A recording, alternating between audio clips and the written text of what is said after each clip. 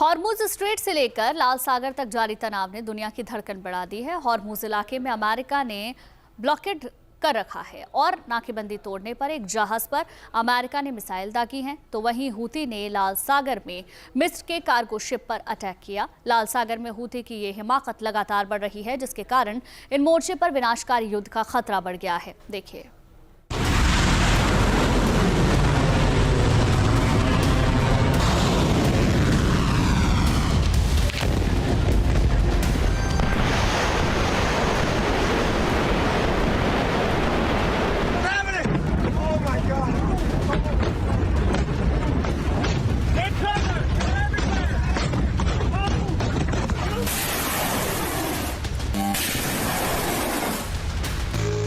Hormuz के मोर्चे पर फिर एक्शन में अमेरिकी सेना, टारगेट पर ईरान का कोना कोना।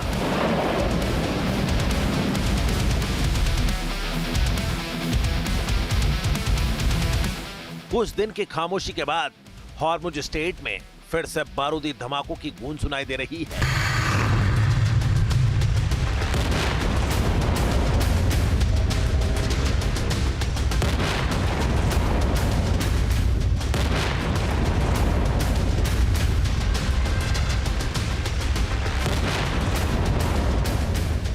अमेरिका और ईरान का तनाव खत्म होने की बजाय फिर से रेड लाइन क्रॉस करने की ओर बढ़ रहा है।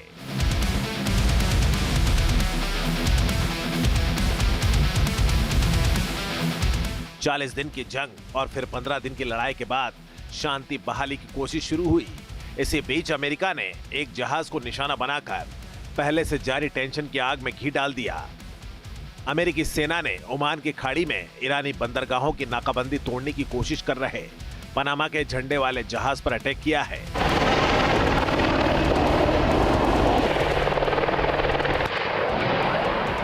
अमेरिकी नौसेना के अपाचे हेलीकॉप्टर ने जहाज के इंजन रूम पर 2 हेलफायर मिसाइलें दागकर निशाना बनाया है। कॉम के दावे के मुताबिक एमवी वेलाव नोवा नाम का जहाज ईरानी बंदरगाहों पर लगी अमेरिकी नाकाबंदी को पार करने की कोशिश कर रहा था। उसे कई बार रुकने के लिए चेतावनी दी गई थी, लेकिन उसने आदेश नहीं माना। इसके बाद अमेरिकी हेलीकॉप्टर ने टारगेटेड अटैक कर जहाज को निष्क्रिय कर दिया।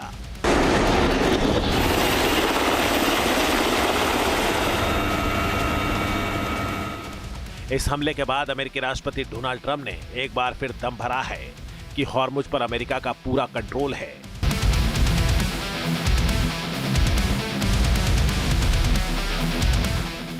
हॉर्मुज स्टेट में अमेरिका की नाकाबंदी है। नेवल ब्लॉकेड के जरिए अमेरिका पूरी कोशिश कर रहा है कि ईरान के बंदरगाहों तक किसी तरह की आवाजाही ना हो पाए। अमेरिकी सेंटकॉम के मुताबिक नाकाबंदी के दौरान अब तक 3 जहाजों को निष्क्रिय किया जा चुका है। 55 जहाजों को वापस लौटने पर मजबूर किया है, जबकि 2 जहाजों पर कब्जा किया है। अमेरिका पूरी रणनीति के साथ हॉर्मुज में ईरान की घेराबंदी कर रहा है। अमेरिका ने 20 से ज्यादा युद्धपोत मिडिल ईस्ट में सैन्य मिशनों के लिए तैनात किए हैं और ट्रंप लगातार यह साबित करने की कोशिश कर रहे हैं कि हॉर्मुज अब ईरान के हाथ से निकल चुका है। लेकिन ईरान भी दम भर रहा है कि उसकी ताकत से डरकर पर्शियन गल्फ में अमेरिका का एक भी युद्धपोत नहीं है। आईआरजीसी के प्रवक्ता ब्रिगेडियर जनरल हुसैन मोहब्बी के मुताबिक युद्ध से पहले इस इलाके में अमेरिका के 30 से 40 युद्धपोत थे, लेकिन आज फारस की खाड़ी में अमेरिका का एक भी युद्धपोत नहीं है। ऐसे में हॉर्मुज को लेकर अमेरिका और ईरान फिर जंग के मैदान में खड़े नजर आ सकते हैं। USA air superiority plus precision strike के तौर पर युद्ध को आगे ले जाने की कोशिश कर रहा है और इसमें जो मिसाइल डिफेंस सिस्टम्स हैं वो बहुत महत्वपूर्ण योगदान देते हैं। हूतीज मैरीटाइम डिसरप्शन रेड सी में क्रिएट करके एक बहुत बड़ी वल्नरेबिलिटी क्रिएट कर सकते हैं।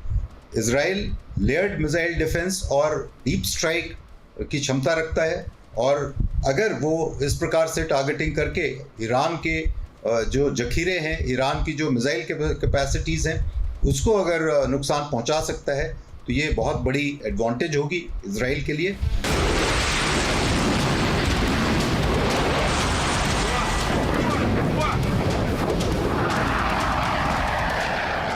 हॉर्मुज में अमेरिका आक्रामक रुख अख्तियार कर रहा है तो लाल सागर में हूती को मोहरा बनाकर ईरान अपना बारूदी जाल बिछा रहा है।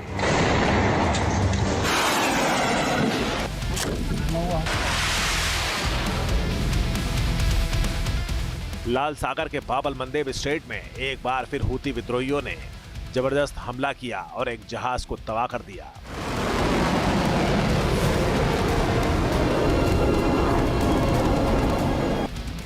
दावा किया जा रहा है कि हूती के लड़ाकों ने जहाज पर निशाना साधते हुए कुल 3 मिसाइलें दागी और 2 बार हमला किया।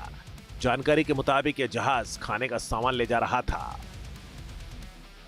हूती के हमले में कुल 6 लोगों की मौत हुई। यमन के परिवहन मंत्रालय के मुताबिक मिसाइल हमले के बाद लगी आग में चालक दल के 4 सदस्यों की मौत हुई। इनमें 3 पाकिस्तानी और एक इंडोनेशियाई नागरिक शामिल है। इसके बाद जब जहाज पर सवार लोगों को बचाने के लिए खोज और बचाव अभियान शुरू किया गया, तब जहाज को दूसरी बार निशाना बनाया गया, जिसमें रेस्क्यू टीम के 2 सदस्यों की जान चली गई। दोनों हमलों में करीब 10 लोग घायल बताए जा रहे हैं।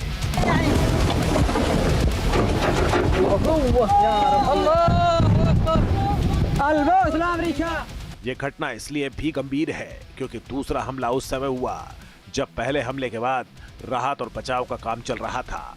इससे जहाज पर मौजूद लोगों के साथ साथ मदद के लिए पहुंचे बचाव कर्मी भी निशाने पर आ गए।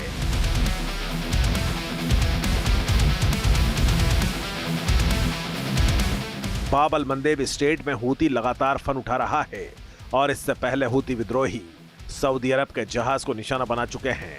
ऐसे में अगर लाल सागर के फ्रंट पर हूती की हिमाकत जारी रही तो इस मोर्चे पर जंगी ज्वाला भड़क सकती है।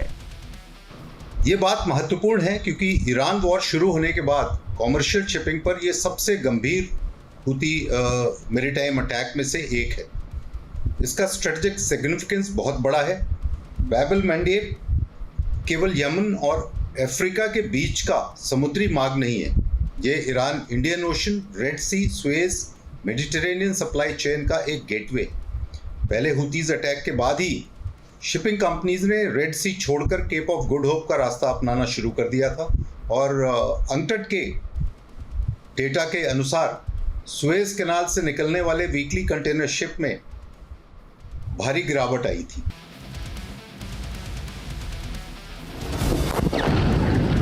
बाब अल मंदेब स्ट्रेट समुद्री आवाजाही के लिहाज से बेहद अहम रूट है। ये लाल सागर को अदन की खाड़ी से जोड़ता है और यहाँ से बड़ी तादाद में कमर्शियल जहाज गुजरते हैं। मगर अब यहाँ तनाव बढ़ने से हालात बिगड़ चुके हैं। 20 जुलाई को हूतियों ने लाल सागर में सऊदी से जुड़े शिपिंग पर पाबंदी लगाने का ऐलान किया। तभी से यहाँ करीब 10 जहाजों पर हमला किया जा चुका है, जबकि कई जहाज रूट बदलने के लिए मजबूर किए गए हैं।